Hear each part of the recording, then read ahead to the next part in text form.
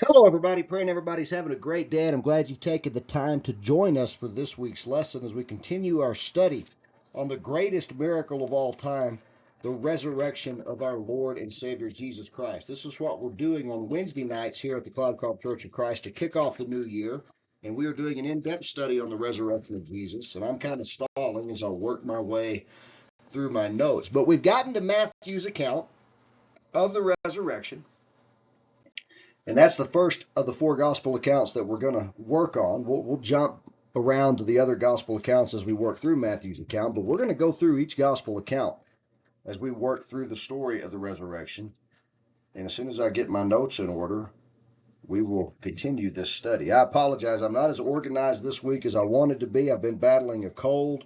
We've had a tremendous cold spell up here in Cloudcroft. My hot water heater went out on the coldest night of the year, and it took us all day yesterday, me and several church members, trying to get that thing fixed. And thankfully, they were able to figure it out. We were able to get it running. Okay, here we go.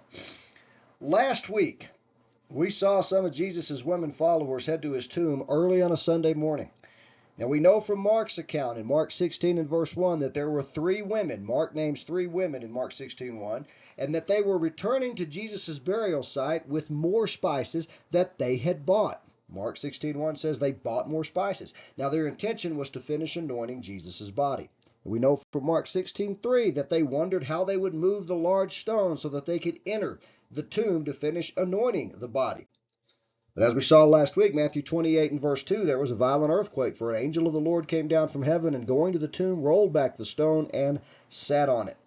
So before they arrive at the tomb on that Sunday morning, an angel from heaven descends, rolls back the large stone. This is accompanied by an earthquake, which is only mentioned in Matthew's account, here in Matthew 28 and verse 2. Now, this brought up a very interesting question, and we spent a lot of time on this in our adult class last night, just talking about it back and forth. Matthew also mentions an earthquake in Matthew 27:52. This brought up an interesting question last week after class. One of our members came to me and asked me this question, and I want to address it because I think it's a good question. Are the earthquakes in Matthew 27:52 and 28:2 the same event, or are they two separate earthquakes? Now, to answer that question, we need to go and look at Matthew 27, verses 50 through 54. Now, I told y'all when we started this study that it was going to be in depth. And the goals of this study are very simple: to gain a deeper and better understanding of what the Bible tells us about the resurrection, to gain a deeper and better understanding of what the resurrection means to us today, and to be better able to defend the doctrine of the resurrection. Well, in order to accomplish those goals, we have to dig. We have to read the text. We have to look at it. We may go over the same text 4 or 5 times. And one text that we're going to go over this morning is right there at the bottom of that slide, Matthew 27, verses 50 through 54. The New King James translation. I've got an old New King James Bible. I used it when I was doing youth ministry, and it's been a really good Bible for me. And it just happens to be the one that sits on my desk. I try to work, my preference is the NIV because it's the easiest to understand. But I try to work, as you can see on my slides, I try to work through all the different translations so we can compare and contrast. But I'm going to read for you, and I want you to open your Bibles if you've got them. Open to Matthew 27. We're going to read verses 50 through 54. I don't know what translation you have, but I'm going to read it from the New King James.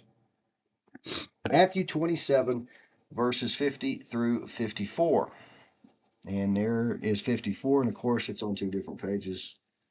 That's just the way it seems to be going this week. All right, here we go. It says, "And Jesus cried out again with a loud voice and yielded up his spirit. Then behold, the veil of the temple was torn in two from top to bottom, and the earth quaked, and the rocks were split.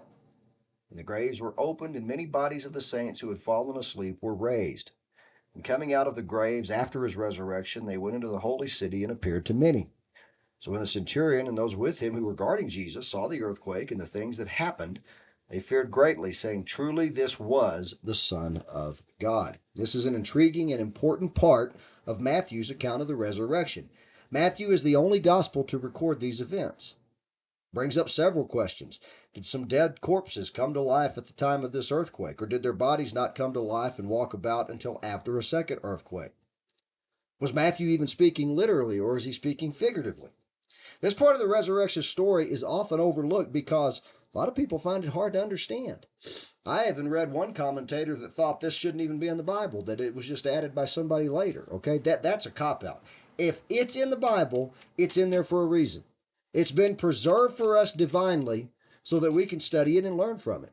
So as we go through this study of the resurrection, we are not going to overlook Matthew 27:50 through 54. We're not going to go deep into it in today's lesson. I'm going to kind of throw it out there and let you dig into it on your own, and we're going to continue working through Matthew 28. But once we get through verse 10 of Matthew 28, we're going to circle back and dig into verses 50 through 54 of Matthew 27. But I do want to look at it briefly in tonight's lesson. And part of the reason is because I'm not totally prepared to discuss it, because it's got some tough things in there that are hard to kind of figure out, and there's not a lot of material out there on it. So I'm gonna dig deep and see what we can learn from it. But we're gonna look at it briefly tonight and then dive back into Matthew 28.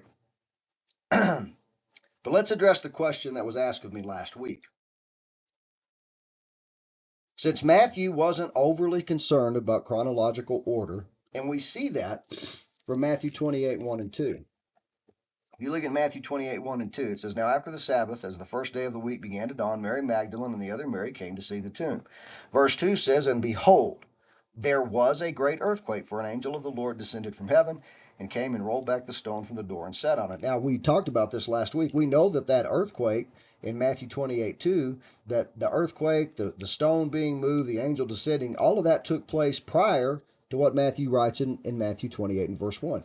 Matthew especially, but none of the gospel writers were really overly concerned with strict chronological order. Luke is probably, of the gospel writers, the one that was most concerned about putting things in chronological order, but he wasn't overly concerned about it. Matthew certainly wasn't. So since Matthew wasn't overly concerned about chronological order, the question that was posed to me last week following Bible study is, could the earthquake mentioned in Matthew 27:52 be the same one mentioned in Matthew 28 and verse 2? So let's just try to quickly answer that question, and we'll talk a little bit more. Matthew 27, go back to it, beginning in verse 50, says, And Jesus cried out again with a loud voice and yielded up his spirit. That's the moment of his physical death. Matthew 27:50. Matthew records the moment of Jesus' physical death in Matthew 27 and verse 50. Upon Jesus' physical death, at the moment that Jesus physically died, it tells us that the veil of the temple was torn in two from top to bottom. That could be a series of lessons in and of itself. But it goes on to say, and the earthquake and the rocks were split. And the graves were opened, and many bodies of the saints who had fallen asleep were raised. And coming out of the graves after his resurrection, they went into the holy city and appeared to many. When we dive deeper into this, we'll look at different translations. But for right now, we're just going to go from the Bible that's open in front of me. It says, a simple reading of the text would indicate that at the moment of Jesus' physical death, the veil of the temple was torn in two, and there was an earthquake. Now, when you go to the earthquake in Matthew 28, verse 2, it says, And behold, there was a great earthquake. It doesn't say specifically that the angel descending from heaven caused the earthquake. It doesn't say specifically that the angel rolling back the stone from the door caused the earthquake. It just says there was a great earthquake. And then it says, For an angel of the Lord descended from heaven and came and rolled back the stone from the door. So it's very likely, it is very likely that Matthew could be talking about the same earthquake in Matthew 27 and Matthew 28. And as I've studied this over the week, because that question really perplexed me. I was not expecting that question, and I apologize. And that's why I love our in-person Bible studies here in Cloudcroft, the way we do it on Wednesday night. It is open for discussion, because people have questions, and it sometimes it's something I've never even thought of, and I'd never thought about that. And when it was brought to my attention, I've dug into it. It's very interesting. So it could be the same earthquake. Maybe it's not the same earthquake. But let's just stick to this for a little bit. Because it also says in Matthew 27 that, hold on a second, the earthquake and the rocks were split and the graves were opened. A lot of tombs were opened at this earthquake, and many bodies of the saints who had fallen asleep were raised. And coming out of the graves after his resurrection, they went into the holy city and appeared to many. Now it says, so when the centurion and those with him who were guarding Jesus, now verse 54 implies that they were guarding Jesus on the cross, and that when they saw the earthquake and the things that had happened, they feared greatly, saying, truly this was the Son of God. The fact that they say this was the Son of God indicates that they're talking about his death on the cross. So they're standing at the cross and they witnessed this great earthquake. That all tells me that this earthquake happened at the time of Jesus' death. I don't know if the saints that they're talking, and we're going to dig deeper into this when we get to it. Who are the saints that he's talking about? And it leads to another question. So let's just go on to the next thing. Colossians 1:18 tells us Christ is the head of the body, the church. He's the beginning and the firstborn from among the dead. That's the part, all of this is important, but the part we want to focus on is that he is the firstborn from among the dead. Jesus' resurrection was utterly unique. He had foretold that he would raise himself on the third day. Matthew 16:21, Matthew 17:22 and 23, Matthew 20, verses 18 and 19. Hebrews 9:25 through 28 shows that Jesus would never die again. His resurrection secured conquest over the devil's power of death. Hebrews 2:14 and 15. So we know the grave was conquered by the risen Christ. His glorified body had already risen at the earthquake on the third day, whether it be a second earthquake or whatever. In other words, Jesus had already risen by the time the women got to the tomb in Matthew 28. He's already gone.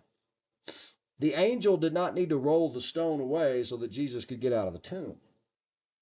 He rolled the stone away so that people could see that the tomb was empty.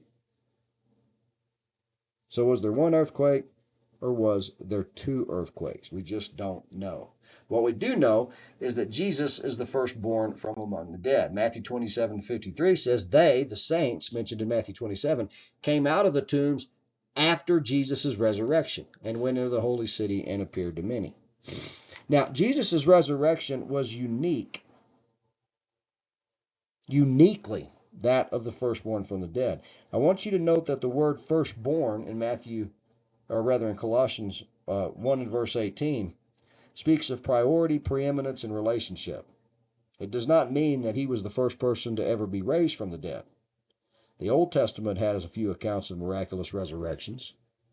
Jesus himself raised a few people from the dead before he died, but Jesus was the first to be resurrected to a newness of life, never to die again. He lives and he lives forever. Okay? So, there's a whole side lesson for you. Dig into that on your own time. We're going to circle back to it when I'm more prepared to do it. But again, that question was posed to me last week after class about the earthquakes. Was it one or two earthquakes? Could it be the same earthquake? And that got me digging into Matthew 27:50 through 54. And it's a very interesting, and it's a very important part of the gospel. If it wasn't, it wouldn't be there. So there's some preview of that, so go dig into it on your own time. But for right now, let's get back to Matthew 28, beginning in verse 3. It says, and his appearance was like lightning, and his clothing as white as snow. So Matthew has described an angel descending from heaven and rolling back the large stone that was sealing Jesus' tomb. The angel's appearance is shocking. Matthew says that he looked like lightning with clothes as white as snow. Now this kind of fiery white light seems to be the garb of heavenly beings. Matthew described Jesus in a similar fashion when he was revealed in his glory to Peter, James, and John in Matthew 17 and verse 2, which says his face shone like the sun, and his clothes became as white as the light. Matthew 28 and verse 4 says the guards were so shaken by fear of him that they became like dead men. Every major translation, with the exception of the NLT, reads the same at the end of this verse. They were either like or as dead men. The New Living Translation says they fell into a dead faint. In short, the guards responsible for guarding the tomb were terrified. The angelic presence made these professional soldiers so afraid they could not function. The late preacher Charles Spurgeon put it this way, saying he does not appear, referring to the angel, he does not appear to have drawn a flaming sword, nor even to have spoken to the keepers, but the presence of perfect purity overawed these rough legionnaires. Adam Clarke said the resurrection of Christ is a subject of terror to the servants of sin.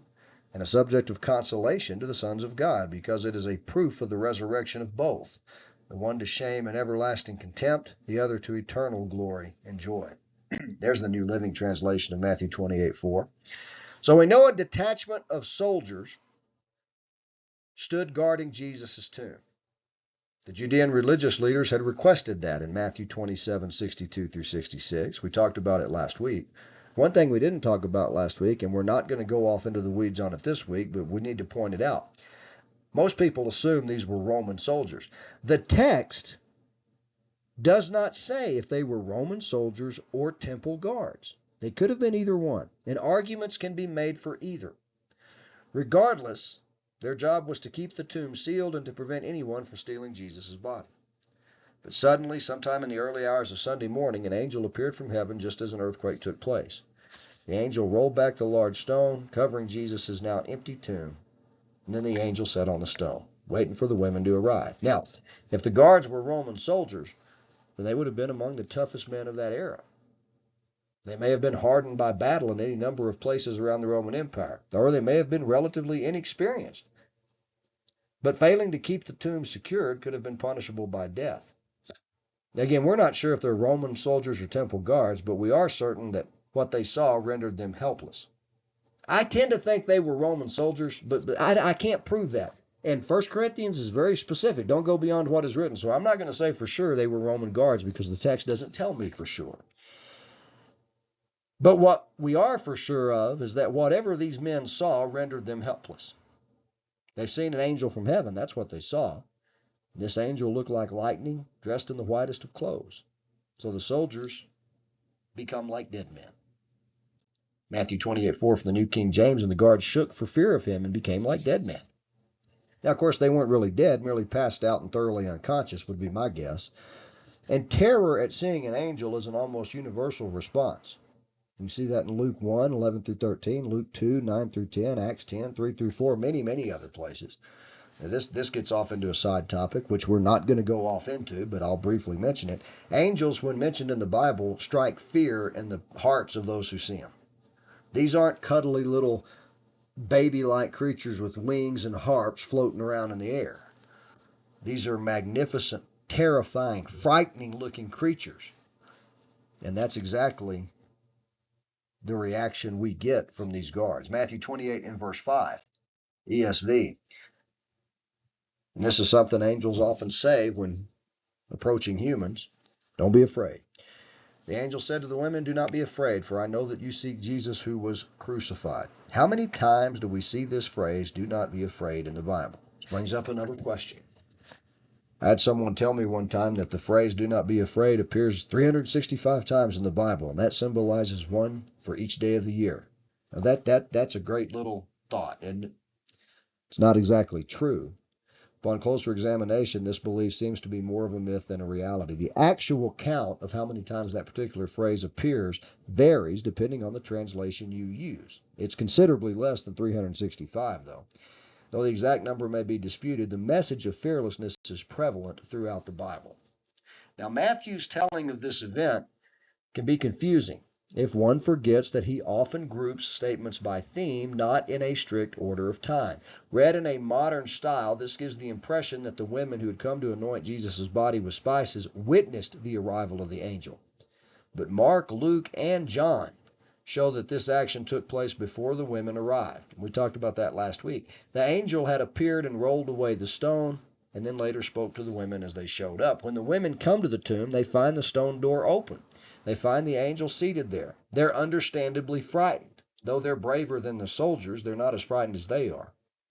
Remember, the appearance of the angel was enough to cause the soldiers to faint. And again, virtually everyone who sees an angel in Scripture reacts in fear. The angel, though, urges them to not be afraid. He calms the women by revealing... No, notice the angel, the text doesn't say the angel speaks to the guards. I'm just talking about Matthew's text here. Matthew doesn't say that the angel speaks to the guards and tells them not to be afraid. He speaks to who? He speaks to the women. Do not be afraid. I know what you're here for. They're looking for the corpse of the crucified Jesus. The angel's words reveal that he knows Jesus' body occupied this tomb and is no longer present. And what the angel says next are the most powerful words ever spoken. He is not here. He has risen, just as he said. Come and see the place where he lay. The first time, followers of Jesus, these faithful women, 3 of them based on Mark's account, heard what they did not expect to hear. They heard that Jesus was not in the tomb, but had risen to resurrection life. And this is important. And if you look at the different translations there, I've got them on the slide, all says the same thing. Either he is risen or he has risen. The implication is he ain't dead no more.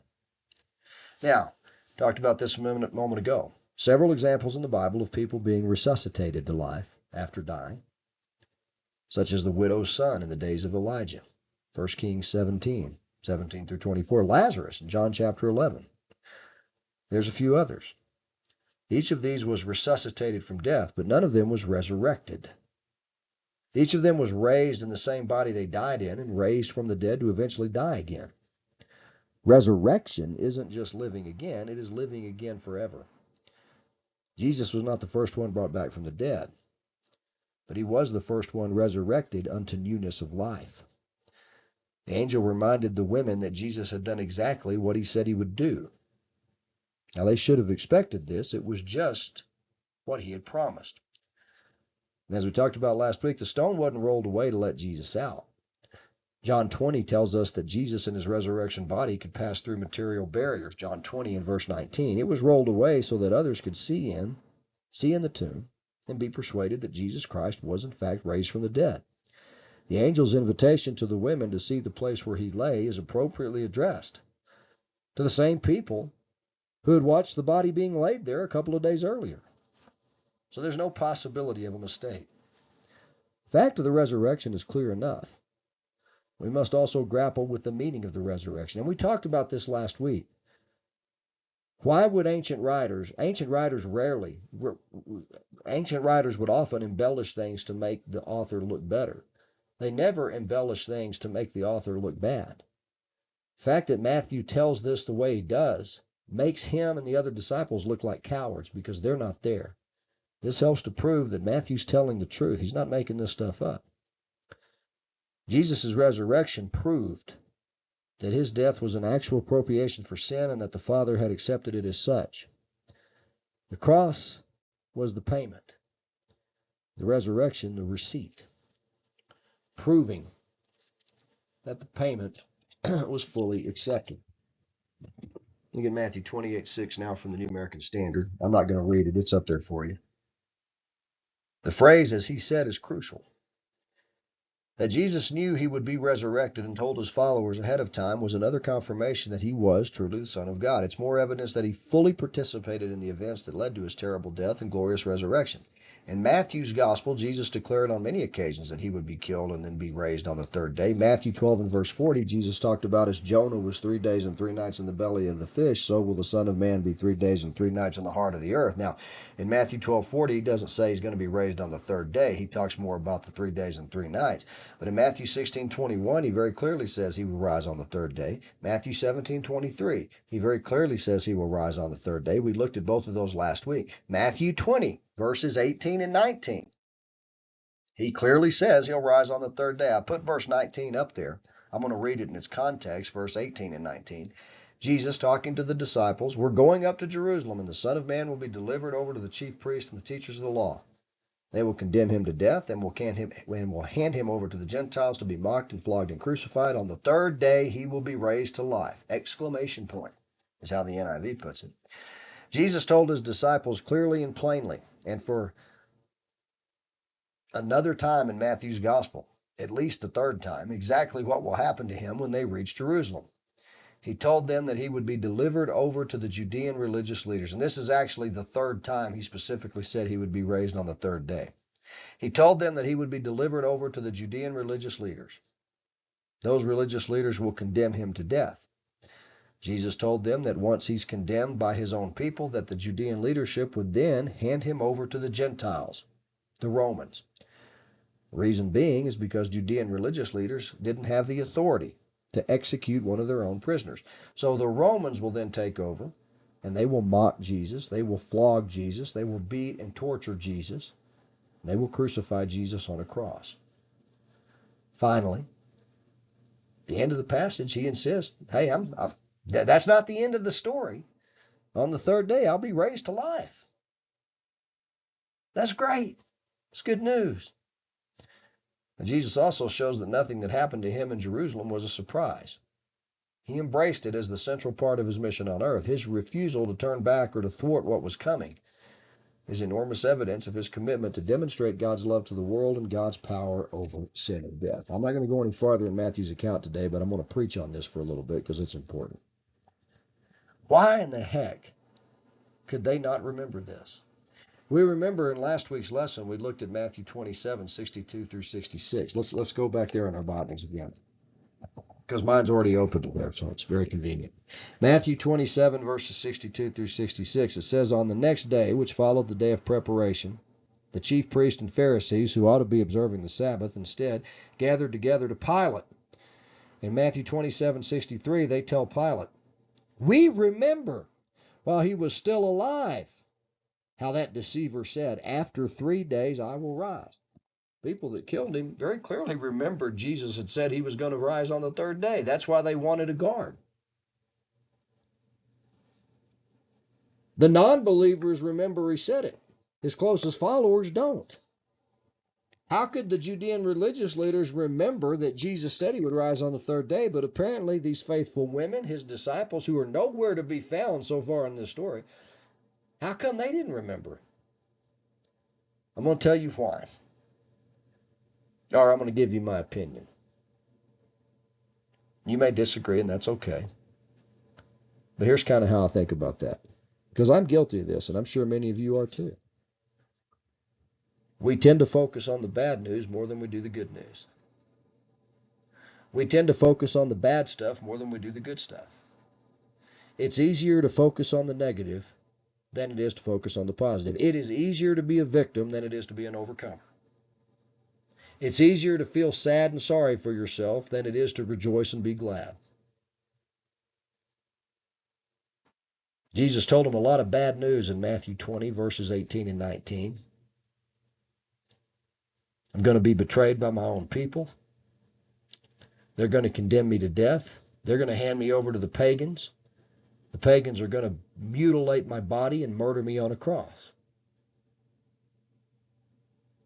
They can understand all that. The disciples knew that men were capable of such atrocities during that time. They could relate to that. They couldn't relate to the last thing he said. They couldn't relate to he will be raised to life. That doesn't make any sense. Somebody said in our class last night they were leaning on their own understanding, which is what Proverbs 3 and verse 5 tells us not to do. Trust in the Lord with all your heart and do not lean on your own understanding. At this point, Matthew 20, the disciples should have trusted in Jesus with all their heart and not leaned on their own understanding. But too often, and this is human nature, we see all the bad and it washes out the good. We can't see the forest for the trees. We can't see the good because we're so focused on the bad. We're so focused on the problems. We're so focused on what's going wrong that we don't know what's going right. I'm going to tell you a little story, and I'm going to close with this. I'm not going to use any names because I don't have permission to use somebody's name. But I told you at the beginning of the lesson about my hot water heater going out. It's a brand new hot water heater. I bought it a year ago so that I wouldn't have these problems when it gets really, really cold. It's worked great. Never had any problem with it. Then about 3 o'clock yesterday, while I was down the mountain working out, my wife says we don't have any hot water. This is the coldest week we've had all year up here in Cloudcroft. Been like 0 degrees at night. So I said, well, I'll go down there and try to relight it. And she went down and tried to relight it, and it didn't work. And I had an appointment down the mountain. I couldn't come up until I was done with it. So I said, we'll call so-and-so, one of our friends from church that kind of helps me work on the house and is teaching me this stuff. He comes out and looks at it. He can't figure it out. Can't figure out why it won't stay lit. He takes the part out, and he says, I think it may be this part, but we're not going to be able to fix it today because it's too late. Well, so yesterday, this was 2 days ago this happened. So yesterday morning, he comes and picks me up here at the church building about 10 o'clock, and we go hunting for this part. Should be a simple fix, okay? We go, the hardware store up here doesn't have it, so we have to go down the mountain, 30 minutes, go to 5 different stores. Nobody has this part. We finally found a supply store that carried the part, but they're sold out of the part, so we can't get the part. So we end up having to buy a brand new water heater. But this guy needs a brand new water heater anyway to replace one of his. So he says, I'll just buy this water heater, and we'll take it up the mountain, and we'll rob the part off of it. It's the same water heater as yours. And then I'll order the part and put it back in mine and then replace mine. That way we can get you hot water tonight. So we start doing that. And guess what? We get that all in. It doesn't work. We can light it and we'll still. I'm not going to get into all the details of the hot water work, okay, the hot water heater work, but I can tell you this. At about 4 o'clock, I haven't showered in 3 days. And we've got services at 6 that evening, and I need to get cleaned up and ready to come up here and teach this class. And I'm getting frustrated. And another buddy from church calls, and he says, hey, did y'all get the hot water heater running? And I said, no. And this guy's real smart. He's a contractor. And I tell him what's going on. He says, wait a minute, I've got some parts. Let me come. So he comes over. So now I've got 2 guys working on this problem, and I'm down there. Now it's about 4:30. It's still not working. We can't figure it out. I'm getting frustrated.